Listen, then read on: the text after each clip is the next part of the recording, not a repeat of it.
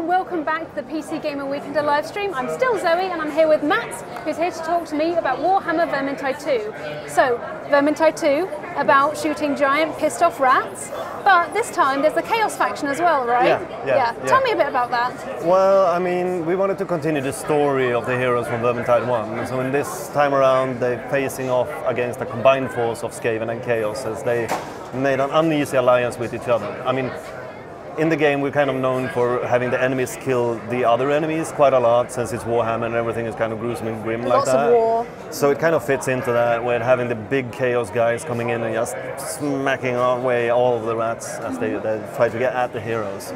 But for us it's also kind of a continuation of the Warhammer universe, where we can take yet another little piece of it and just present it through the lens of Vermintide, and also provide a bit more varied gameplay. Yeah. So how does adding the Chaos faction mix up gameplay then?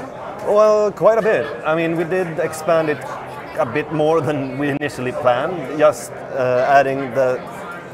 I mean, this contrast between Skaven as a numerous horde enemy that's quite weak and quite squishy, and it's great fun just slicing through them and everything, and then adding these tough, big, brutish Chaos Marauders and Chaos Warriors and even the bigger guys as well. It creates this dynamic where people have to change their playstyle quite a bit, and you never know what you're gonna get when you start up a level, because we dynamically spawn everything and kind of keep tabs on how you're doing, and then we switch things up. Right when you're up to here in Resistance and Challenge, we just add like a Chaos Warrior on top of that, and then this guy, and then see how you're doing, and then do another mix for the next one. So how do the Chaos fight differently from the Skaven then? I think the biggest change is how they react to player interaction. I mean, they will have much bulkier feel to them, so you won't be able to cut through them as easily, you won't be able to stagger them as easily. They will follow you more closely because they're less afraid than the Skaven, I suppose. Yeah, I so mean, they are Chaos incarnate. Yeah. So they will relentlessly kind of follow through on their attacks. So where you previously could kind of maneuver back a bit and be kind of safe, now you have to maneuver back a lot and then do a dodge and block at the same time, because they will try to just forcefully overwhelm you. So it really means that you have to switch context, and usually switch between front characters in the team as well, since it's a 4-player co-op game. So you can have that thing where, oh, Skaven, okay, I'm going to do my bit, and everyone else can support us. And now there's Marauders. I have a huge axe. I can take those guys down, and then you go up and do that. So. Of course, with the heroes this time around, you've also got careers for them, haven't you? Yeah. So it's our ways to kind of allow us to expand on the universe and provide a bigger range of choice for which hero to play. So we chose to do it by introducing three different careers for each character in the game. We didn't want to lose or remove any of the characters from the old game, since we're kind of fond of them. So we just chose to have you explore the different kind of paths that they could have took. So in the case of Marcus, he can continue being the mercenary that he is, going more for, like, I might do a mercenary captain, have my own company or something like that. So he's a supportive kind of, good old Marcus character. Marcus. And then we have the two options for him, which are the Knight, where he actually gets knighted and takes on much more personal fighting style, which is a tanky fighting style up front and center, and just takes the damage for the team offensively. And the last one is the sad, I return to the woods and become an alcoholic hobo and devote myself to Tal, the god of wilderness. So he's more of a ranged character, and it provides a completely different feel and story to it as well, because a lot of this is a narrative exploration for the players really can invest themselves in. So what kind of different abilities do the different career paths give you? Well, each and every career comes with a talent tree of their own, and then a passive ability and an active ability. So the active ability is something that we try to make ingrained into the kind of core combat loop of the game. So it shouldn't be like a thing you press and then just sit back and watch the mayhem. It's something that you actively use at different tactical situations. So like in the demo we have Marcus with Knight, so you can use that to charge through a large bunch of enemies and just stagger all of them. But he will stop and even stagger the bigger guys. So you can use that to either just scatter a horde, because you want to divide them up. You can use it to charge through and get at a downed teammate to help them out. You can use it to stagger a big boss that's grabbed one of your friends. And I've even seen it used like charging backwards. We just turn around, charge away from everything because you're close to the exit and you feel that we're gonna die. So I'm just gonna leave you guys and then charge away, and then you run. And since we reward loot and progress, even if just one of the heroes makes it to them, the team will be happy for it anyway. Yeah. So in terms of the loot system, it's a bit easier to grasp this time around, right? You've changed it a little bit? Yeah. We're trying to make it much more granular and approachable and a smoother, softer kind of progression. So part of that is just providing more stuff for you. In Vermintide 1, you got one weapon.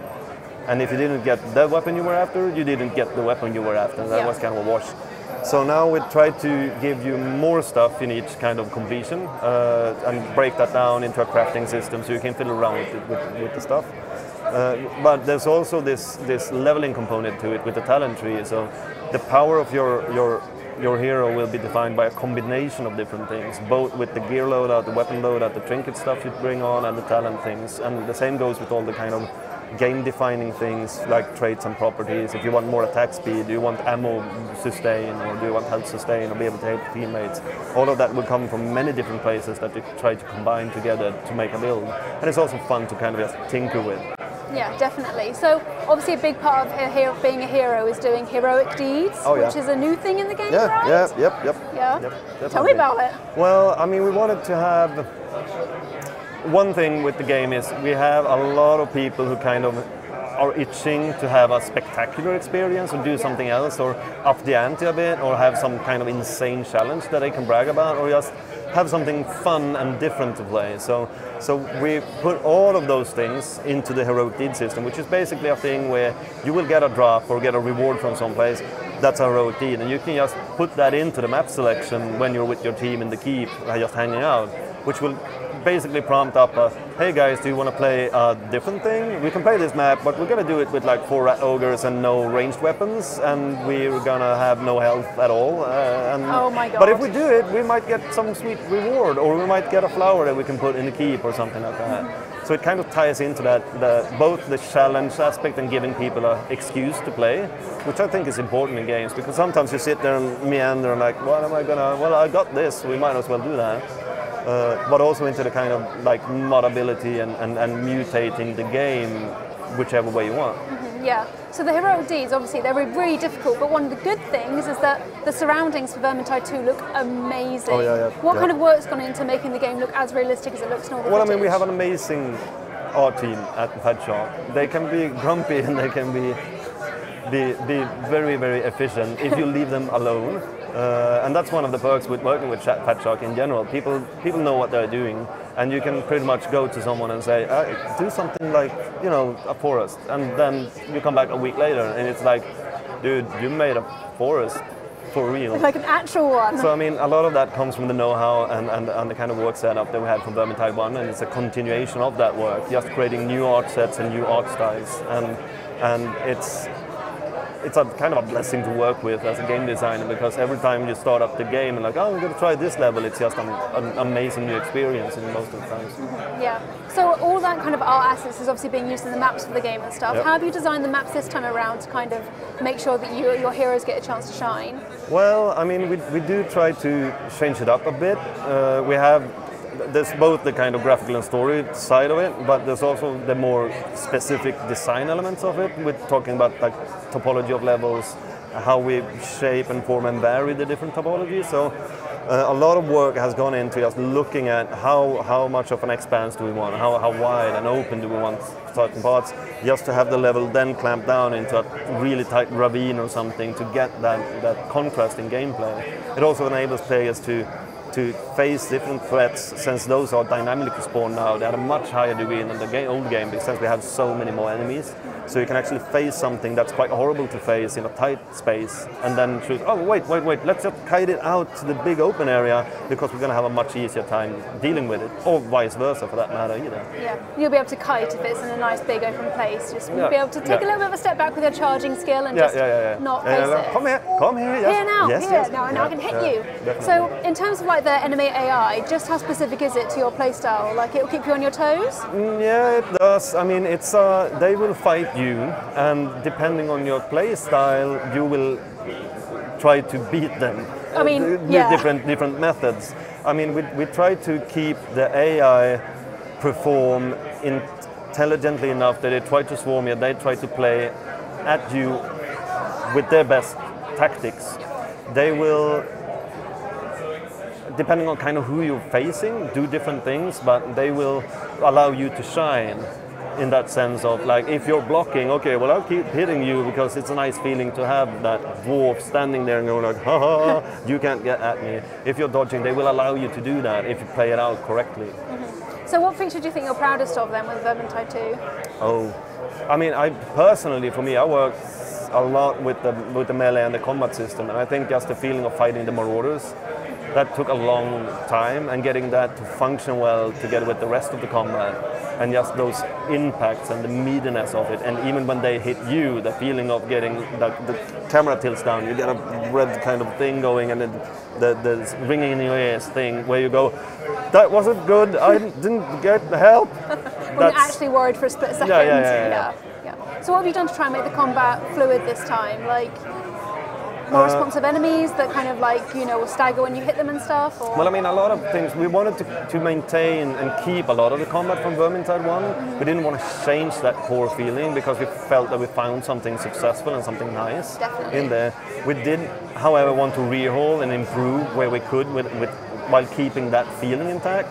So a lot of tweaking of animations and sounds makes the combat feel a bit smoother and a bit meatier, or a lot smoother and a lot meatier in some cases.